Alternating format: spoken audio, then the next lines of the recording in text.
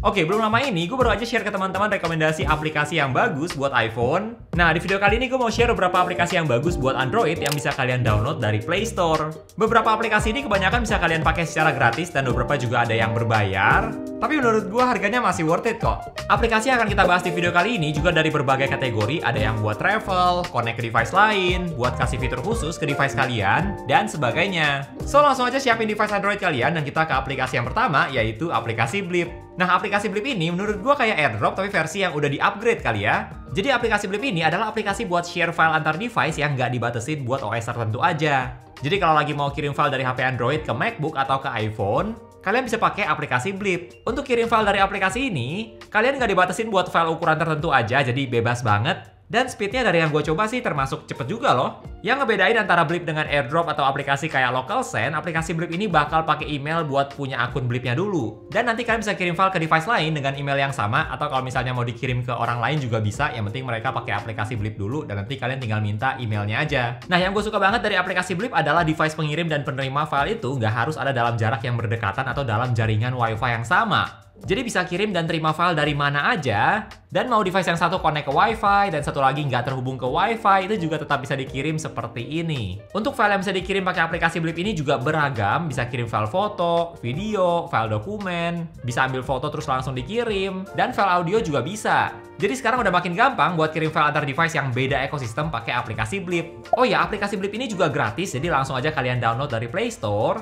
Dan kalau mau download di device lain, itu juga bisa di-download dari websitenya Blip. Next, kita lanjut lagi ke aplikasi selanjutnya, ada aplikasi ClassyPod. Jadi aplikasi ClassyPod ini adalah music player buat lagu-lagu yang sudah tersimpan di device kalian. Dan tentu saja seperti yang kelihatan dari tampilannya, aplikasi ini bisa kasih kalian experience kayak lagi dengerin lagu pakai iPod. Nah, mungkin kelihatannya cuma kayak tampilan iPod biasa aja ya, tapi sebenarnya feel dari aplikasi ini itu berasa kayak lagi pakai iPod beneran loh.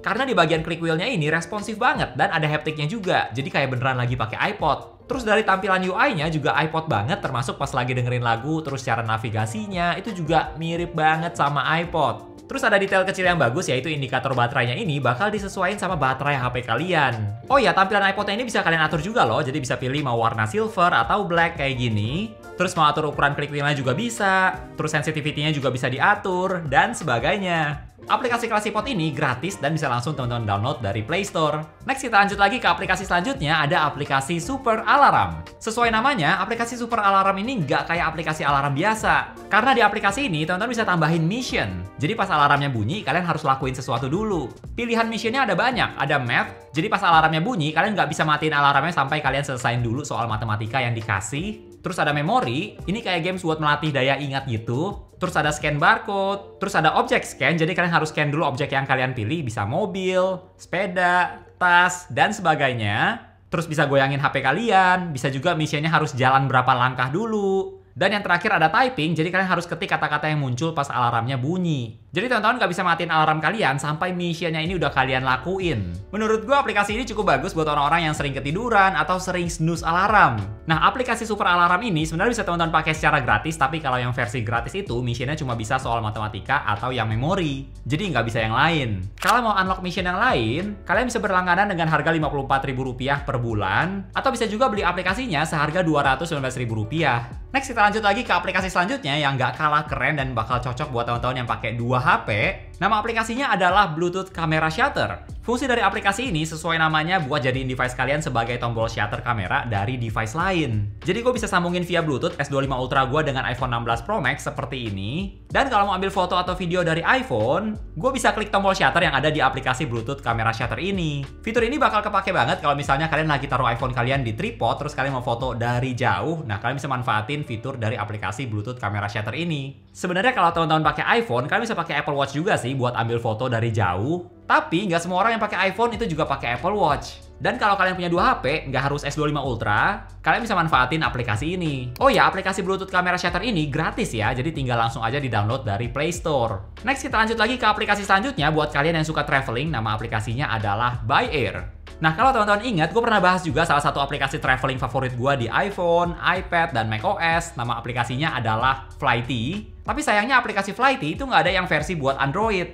Jadi aplikasi yang bisa dibilang fungsinya sama dengan aplikasi Flighty adalah aplikasi By Air ini. Di aplikasi By Air ini fiturnya juga nggak kalah lengkap. Teman-teman bisa cek status penerbangan kalian secara real time, track penerbangan kalian, terus bisa simpen riwayat penerbangan kalian, bisa sync sama kalender juga, lalu bisa cek cuaca di tujuan. Bahkan ini menurut gue tambahan informasi yang bagus. Jadi teman-teman bisa dikasih tahu kayak gimana transportasinya di sekitar bandara, terus ada airport tips juga. Dan kalau kalian klik bagian ini, informasinya detail banget. Sampai kalian juga bisa beli eSIM buat di negara tujuan kalian. Plus teman-teman juga bisa taruh widget aplikasi By Air di home screen device kalian seperti ini biar nggak kelupaan. Jadi buat teman-teman yang sering atau suka traveling, menurut gua aplikasi By Air ini fiturnya udah lengkap banget. Aplikasi By Air ini adalah aplikasi berbayar, jadi kalian perlu berlangganan, harganya mulai dari Rp84.000 per minggu, atau mau opsi per bulan atau per tahun juga ada. Next kita lanjut lagi ke aplikasi selanjutnya yang fiturnya juga ada banyak banget, nama aplikasinya adalah Toolbox. Jadi sesuai namanya, aplikasi Toolbox ini isinya ada banyak tools buat berbagai kebutuhan kalian. Kalau teman-teman lihat di aplikasinya ini udah ada kategorinya, ada daily tools, isinya ada fitur buat pakai kamera jadi kaca pembesar, scan barcode, terus bisa buat QR code juga, mirror, check system, dan sebagainya. Terus di kategori lain ada engineering yang isinya juga ada banyak fitur. Ada fitur buat speedometer, counter, unit converter, noise meter, dan sebagainya. Lalu di kategori health juga ada eye check buat cek kesehatan mata, tes pendengaran, dan sebagainya. Terus di bagian entertainment juga ada banyak fiturnya yang bisa kalian pilih. Jadi aplikasi ini fiturnya ada banyak banget, tergantung kalian lagi mau pakai buat apa. Kalau dari yang gue coba sih beberapa fitur bisa ada errornya juga ya, kayak misalnya hasil tesnya itu nggak kelihatan, ada bugnya juga. Tapi overall aplikasi ini fiturnya gue rasa bisa cukup membantu buat banyak orang. Dan yang gue suka juga dari aplikasi ini adalah gratis. Jadi teman-teman tinggal langsung download aja dari Play Store. Next kita lanjut ke aplikasi selanjutnya yang bisa buat customize tampilan device Android kalian. Nama aplikasinya adalah M3 Expressive Widgets. Jadi di aplikasi M3 Expressive Widgets ini isinya ada banyak banget widgets yang bagus dari berbagai kategori. Ada yang buat tampilan icon aplikasi,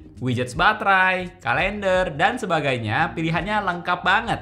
Menurut gue sesuai namanya ekspresif, jadi tampilan widgets ini tuh kelihatan fun, ekspresif, dengan berbagai tampilan dan bentuk seperti ini. Nanti pas kalian taruh widgetsnya di home screen, teman-teman juga bisa atur ukurannya mau kayak gimana supaya tampilan home screen device kalian jadi lebih estetik. Nggak cuma itu aja, kalau teman-teman ke aplikasi M3 Expressive Widgets ini, kalian juga bisa atur supaya pas widgetsnya diklik bakal ada action apa. Oh ya, di aplikasi M3 Expressive Widgets ini juga ada wallpaper yang menurut gue bagus-bagus, terus juga high res, dan bisa teman-teman download di device kalian. Jadi wallpaper yang kalian pakai itu juga bisa disesuaikan sama tampilan widgets kalian. Nah, aplikasi M3 Expressive Widgets ini adalah aplikasi berbayar, dan harganya 25 ribuan aja untuk sekali bayar, yang menurut gue harga yang cukup worth it untuk aplikasi sebagus ini. Next kita lanjut lagi, ada aplikasi File Manager. Nama aplikasinya adalah Noit. Dari tampilannya sih ini kelihatan banget terinspirasi dari Nothing OS ya. Tapi menurut gue tampilannya memang keren banget untuk sebuah aplikasi file manager. Biasanya tampilan UI di file manager itu kan ya biasa aja gitu. Kayak misalnya di S25 Ultra atau di iOS. Tampilan file manager itu biasanya memang nggak dibikin cakep karena lebih ke arah fungsi. Tapi aplikasi Noit ini bisa kasih tampilan yang menarik banget untuk sebuah aplikasi file manager. Di bagian atasnya itu bisa kelihatan storage device kalian, terus udah dikategoriin juga nih, file yang tersimpan ada foto, video, musik, download, dan sebagainya. Terus kalau teman-teman mau search file itu juga cepet kok. Langsung ketemu filenya. Aplikasi Noit ini juga aplikasi gratis, jadi teman-teman bisa langsung download aja dari Play Store. Next kita lanjut lagi ke aplikasi selanjutnya, ada aplikasi Dynamic Spot.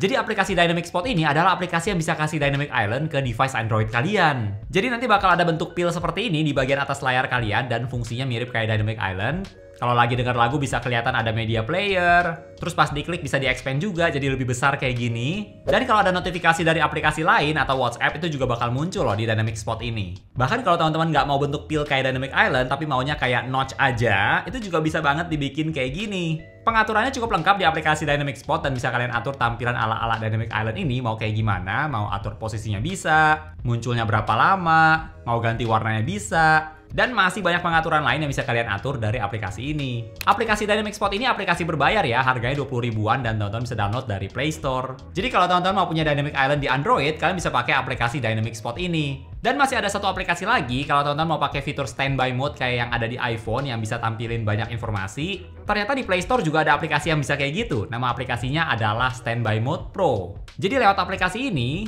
device Android kalian bisa tampilin mode standby seperti di iPhone. Menurut gue tampilan standby mode di iPhone itu secara tampilan lebih bagus, tapi secara fungsi dan yang bisa kalian custom, aplikasi ini lebih unggul. Sebenarnya kalau kalian ke aplikasi Standby Mode Pro ini, udah ada beberapa template tampilan yang disediain sih. Kayak digital analog pilihannya ada banyak, terus ada photo slides, media player, cuaca, dan sebagainya. Pilihannya menurut gue lebih variatif dari yang Standby Mode iPhone. Tapi yang kerennya dari aplikasi ini adalah bisa kalian pakai dalam orientasi landscape ataupun portrait. Nah, kalau di iPhone itu kan Standby Mode-nya harus dalam posisi landscape, sedangkan di aplikasi ini bisa dalam posisi portrait ataupun landscape. Nggak cuma itu aja, kalian juga bisa bikin Standby Mode kalian sendiri loh. Jadi kalian bisa isi slide-nya sendiri, mau diisi media player bisa, mau tampilin informasi cuaca bisa, tampilin foto juga bisa. Jadi teman-teman juga bisa buat tampilan Standby Mode yang custom versi kalian sendiri. Makanya tadi gue bilang secara tampilan mungkin beberapa tampilan Standby Mode di iPhone itu lebih bagus, tapi secara fungsi menurut gue aplikasi Standby Mode Pro ini lebih bagus karena lebih banyak yang bisa kalian atur.